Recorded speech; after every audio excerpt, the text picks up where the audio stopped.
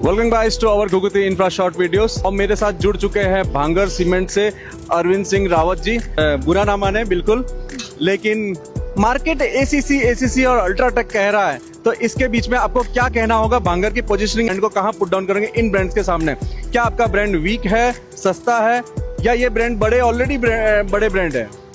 ऐसा नहीं है। अगर देखा जाए तो भांगर सीमेंट का जो स्थापना हुई है वो 1979 में हुई है, और अगर हम देखें तो हमारा 2 मिलियन टन से अपना प्लांट स्टार्ट हुआ था।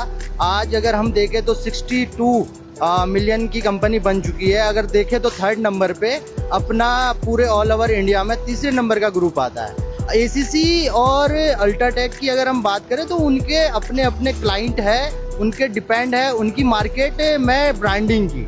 अभी प्रेजेंट टाइम में अगर हम भांगर की बात करें तो भांगर प्रेजेंट टाइम में सबसे ज़्यादा एग्रेसिव मोड पे है। वर्किंग के लिए इंजीनियर्स हायर है, उनके साइट पे टेक्निकल विजिट करते हैं, टेक्निकल सपोर्ट करते हैं, क्यूब टेस्टिंग करते हैं, और मल्टीनेशनल जो बिल्डिंग बन रही है, हाई राइज बिल्डिंगें बन रही है, उसमें कम्प्लीटली सुपरविजन करने के लिए हमेशा तत्पर खड़े रहे। बहुत बहुत धन्यवाद इतना सारा इन्फॉर्मेशन देने के लिए।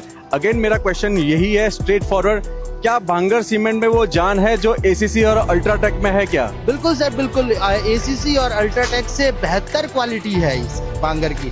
क्लाइंट कहता है कि हमारा सीमेंट सस्ता, आज भी अगर आप देखोगे सस्ता इस वजह से है क्योंकि हमारे पास अगर देखे जाए तो थर्मल प्लांट, जितना भी थर्मल प्लांट से जो फ्लाई ऐश निकलता है वो कम्प्लीटली 52% अपना भांगर सीमेंट वालों का है। अगर भांगर का, अगर हरिमोहन जो भांगर वर्तमान समय में जो कंपनी के ऑनर है, जो अगर देखें हम तो इसमें 52% जब हमारा अपना मार्केट शेयर है फ्लाई ऐश में, तो हमारे ऑनर का एक ही सपना है, हर आर्मी का जवान है उसका घर बने, और हर गरीब तबके का आदमी जो सीमेंट से अपना घर पक्का बनाना चाहता है उसके घर पे लग सके। ऐसा नहीं है कि हम रेट नहीं बढ़ा सकते हैं, लेकिन हमारी जो स्ट्रेंथ है, हमारी जो मजबूती है वो एसीसी और अल्ट्राटेक से ही बेहतर। हमारा पीपीसी सीमेंट और उनका पीपीसी सीमेंट अगर आप कंपेयर करोगे तो दोनों की स्ट्रेंथ में कोई अंतर नहीं आएगा। सिर्फ और सिर्फ मार्केट में अगर देखा जाए तो प्राइस का डिफरेंस है, बाकी कोई डिफरेंस नहीं है। कल के दिन भांगर साहब भी प्राइस बढ़ा सकते हैं अगर उनका अपना वाला मोड ना है कि भाई मेरा सपना हो कि मैं हर गरीब का घर भांगर सीमेंट से बने। इसलिए बिल्कुल बिल्कुल अरविंद जी, इस बात से मैं सहमत हो सकता हूँ। प्रेजेंट टाइम में अगर आप सीमेंट उद्योग में शेयर मार्केट में अगर देखते हो तो प्रेजेंट टाइम में सबसे महंगा जो शेयर है वो भांगर सीमेंट का है। ये अल्ट्राटेक का, एसीसी का, अदानी का सिम इतना नहीं है। 5,000 4,000, हमारा 26,000 25,000 रुपए का एक शेयर है। तो इसका मतलब ये नहीं है कि हमारे पास प्रॉफिटेबिलिटी। अच्छा मोटिव है इनका कि हर घर इनके सीमेंट से बने, और इनकी बहुत उम्दा सोच हमें लगी कि हर फौजी का घर बने, हर गरीब तबके के घर के ऊपर भी छत हो और वो भांगर सीमेंट से हो। एक बात इन्होंने अभी कही थी कि फ्लाई ऐश के बारे में इन्होंने कुछ डिस्कस किया, तो चलो इसी बात पे एक छेड़ते हैं एक और क्वेश्चन। ये ऐश हर कंपनी मिलाती है कि सिर्फ आप ही मिला रहे हो? नहीं सर, ऐसा नहीं है। ये हर सीमेंट उद्योग मिलाता है। कोई सी भी कंपनी हो, एसीसी हो, अंबुजा हो, अल्ट्राटेक हो, जेके सुपर, XYZ, जितनी भी अगर 12-15 कंपनियां देखा जाए जो वर्तमान समय में भारत में काम कर रही है, तो वो सारे के सारे लोग फ्लाई ऐश मिलाते हैं, और PPC cement fly ash base पे ही बनता है। देखा जाए तो पोर्टलैंड पोजोलाना सीमेंट, ये कुल मिला के अगर देखें तो फ्लाई ऐश बेस दी है। अगर हम ऑर्डिनरी पोर्टलैंड सीमेंट में जाएं तो उसमें हमारा फ्लाई ऐश कंटेंट 0% रहता है एज पर गवर्नमेंट नॉर्म्स के अनुसार। लेकिन मैं यूं समझता हूं कि 0% फ्लाई ऐश कभी होता ही नहीं, डालते ही कुछ ना कुछ परसेंट डालते हैं। उसका रीजन है ताकि वो अर्ली सेट ना हो। तो मेरा कहने का मतलब अगेन ये है, क्या ये गवर्नमेंट की दृष्टि में ये अप्रूव्ड है, डालना लीगल है? बिल्कुल सर, फ्लाई ऐश डालना गवर्नमेंट ने ही अप्रूव करा है।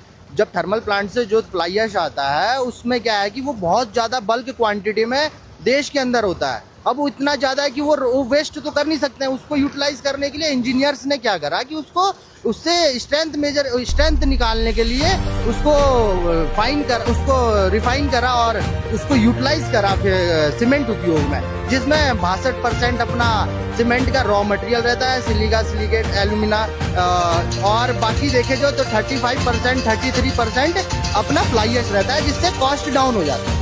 तो खुल के एक बात सामने आई है, हर कंपनी फ्लाई ऐश मिला रही है, जो कि लीगल एक टेंडर है गवर्नमेंट की गाइडलाइन के हिसाब से, क्योंकि फ्लाई ऐश को डिकम्पोज करना भी एक मैंडेटरी पार्ट है, कि जैसे आपको ना पता हो मैं एक बता देता हूँ।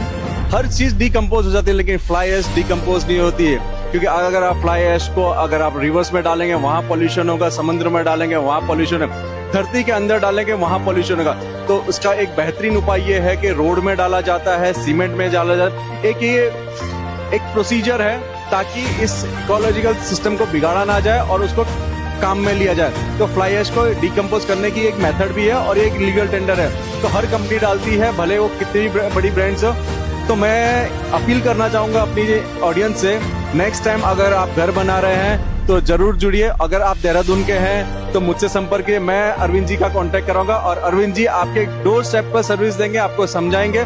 इनके पास क्यूब फैसिलिटीज भी है, ये टेस्टिंग भी करते हैं, नॉन डिस्ट्रक्टिव टेस्ट भी करके देंगे, ताकि आपको पता चले कि इनके सीमेंट में कितनी जान थी जो आपने लगाया है ऑलरेडी। तो बहुत बहुत धन्यवाद अरविंद जी मिलने के लिए। Thank you sir, thank you. मैं